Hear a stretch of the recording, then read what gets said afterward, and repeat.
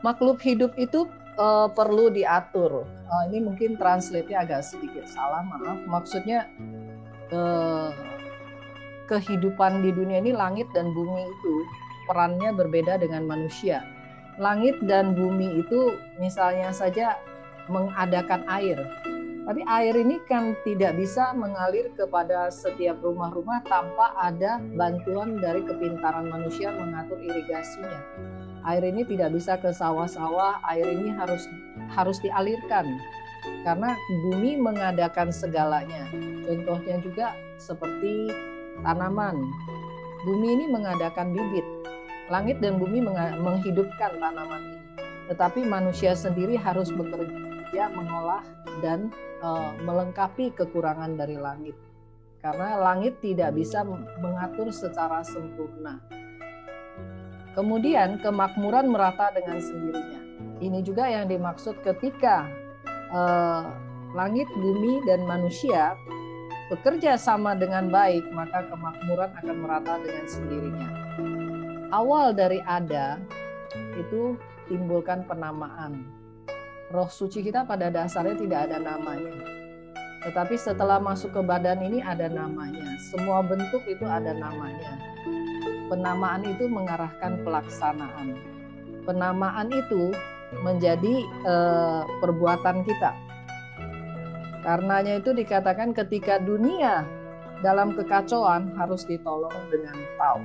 Memahami tempat untuk berhenti, maka tidak ada bahaya, tidak ada kegagalan. Seperti yang tadi sudah disampaikan bahwa tempat berhenti itu adalah kita punya hati suci. Buddha beliau setelah memahami tentang diri sejatinya, beliau mengatakan bahwa aku tersadar pada kebudahan, mulai kembali mengenal diri sendiri. Jadi saat sekarang ini adalah saat yang tepat bagi kita untuk mengenal, belajar mengenal diri sejati kita, belajar mengenal kearifan sejati kita, belajar mulai memunculkan kapasitas sejati kita. Maka kita semua perlahan-lahan akan tahu bahwa kita setiap orang adalah Buddha. Jadi dalam hal ini ada sebuah kisah ya. Ada sebuah kisah. Ada seseorang yang menjaga sebuah kota yang sedang terbakar secara hebat. Dan di depan ada musuh yang sangat banyak. Dan kemudian dia merasa banyak sekali orang yang terkepung di dalam api yang besar. Dan dia bertanggung jawab kepada kehidupan dari orang banyak. Dan dia merasa sangat-sangat terjebak sekali. Sehingga ketika Buddha datang kepada dia, dia mengatakan bahwa tolonglah saya Buddha, bagaimana caranya saya keluar dari kerusuhan yang luar biasa ini. Kemudian Buddha mengatakan kepada dia bahwa kota ini adalah kota kosong. Tidak ada kerusuhan sama sekali. Juga tidak ada api besar yang membakar, juga tidak ada tanggung jawab besar yang orang banyak bergantung kepada Anda. Semua itu hanya khayalan Anda. Semua itu hanya ada karena Anda berpikir ada. Jadi kita setiap orang apabila tidak tahu untuk berhenti, kita setiap saat menimbulkan musibah bagi diri kita. Kita setiap saat harus bertanggung jawab kepada kerusakan besar yang kita perbuat pada diri kita sendiri ataupun pada orang banyak. Apabila tidak tahu tempat berhenti, kita akan mengikuti 7 indera kita untuk melakukan banyak sekali hal-hal yang tidak baik.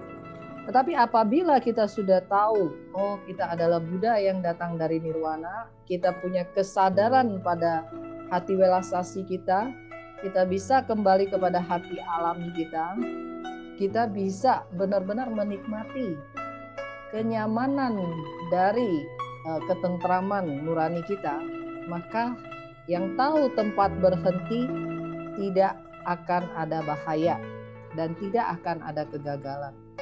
Seperti tadi dikatakan bahwa kalau kita fokus pada diri sejati kita setiap orang adalah Buddha. Kita terkoneksi dengan firman sejati, seluruh penjuru semesta raya akan mendukung kita.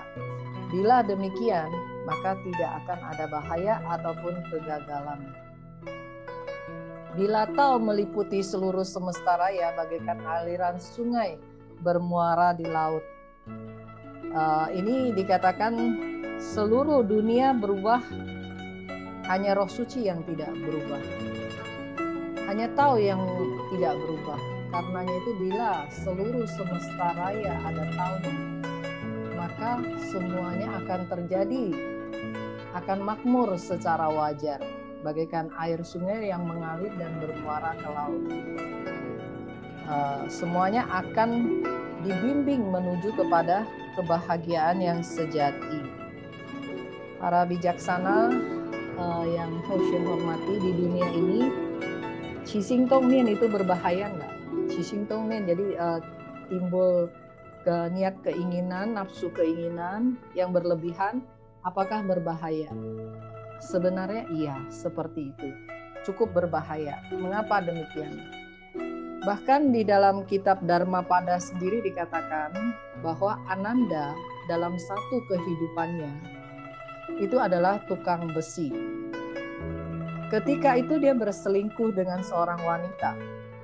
Akibatnya, walaupun dia adalah seseorang yang sudah melakukan banyak perbuatan baik pada kehidupan berikutnya, tetapi dia harus di neraka selama 100.000 tahun dan 100 kali terlahir sebagai wanita. Qixing Tong Nian itu sangat berbahaya sekali karena akan menyebabkan kita dalam penderitaan yang tidak ada habisnya apabila kita tidak sadar dan kita tidak kembali kepada kapasitas Buddha kita. Kemudian juga ada dikisahkan dalam Dharmapada ada Soreya Tera, di mana dia hanya gara-gara ketika bertemu dengan salah satu Tera yang tubuhnya memancarkan terang, karena Tera ini adalah wanita dan dia adalah pria, dia lalu berpikir, betapa indahnya tubuh daripada Tera ini. Semoga saja saya bisa mendapatkan istri yang memiliki tubuh seperti itu. Seketika Soreya ini berubah jenis kelaminnya menjadi wanita. Karena hanya dengan pikiran yang seperti itu saja sudah membuat dia langsung berubah menjadi wanita. Karenanya itu kisah beliau ini disebut bukan ayah juga bukan ibu. Karena pikiran dia yang berpikir seperti itu, dia berubah menjadi wanita, dan ketika suatu saat dia minta maaf lagi kepada Tera ini, dimaafkan, dia kembali lagi sebagai pria. Jadi tanpa kita sadari, kita sebenarnya berkelana di dunia ini tidak pernah tahu untuk tempat berhentinya kita. Kita anggap yang palsu, kita anggap yang sejati, dan yang sejati kita tidak anggap. Badan raga ini kita anggap diri kita yang sebenarnya.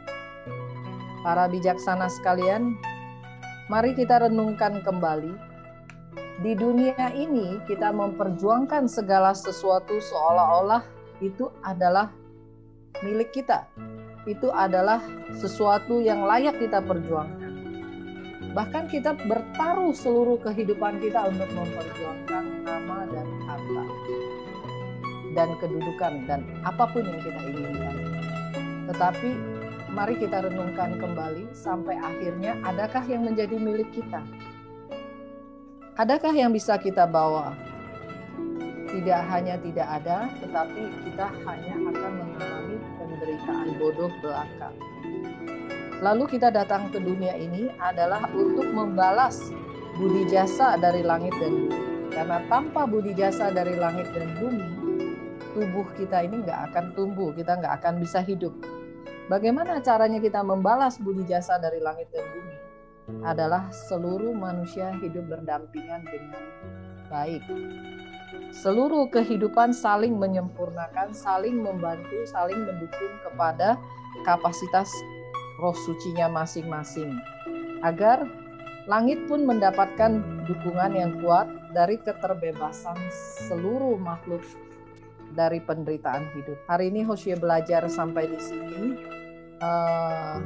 mohon maaf apabila penyampaian hari ini ada kekurangannya, karena Hosea lagi mendapatkan tugas yang cukup berat dengan kondisi sekarang. Jadi karena ada saudara kita yang COVID di Jakarta, teman wihara kita yang COVID di Jakarta, jadi babynya yang 6 bulan dititipkan kepada Hosea. Jadi ini buat Hosea adalah satu tantangan. Hosea tidak menyerah, padahal Hosea sebenarnya biasanya Hosea boleh sehat kalau tidurnya benar. Tapi karena ini harus urus baby dan harus belajar tahu teaching, Hosea berusaha terbaik yang Hosea bisa. Dan menuju kepada kapasitas yang lebih besar lagi. Para bijaksana sekalian, apabila hari ini tidak sempurna penjelasannya, mohon supaya para suci, para Buddha memaafkan, memberikan petunjuk, mengampuni, dan mohon para pandita berwelas asih, para bijaksana sekalian, mohon dimaklumi. Xie xie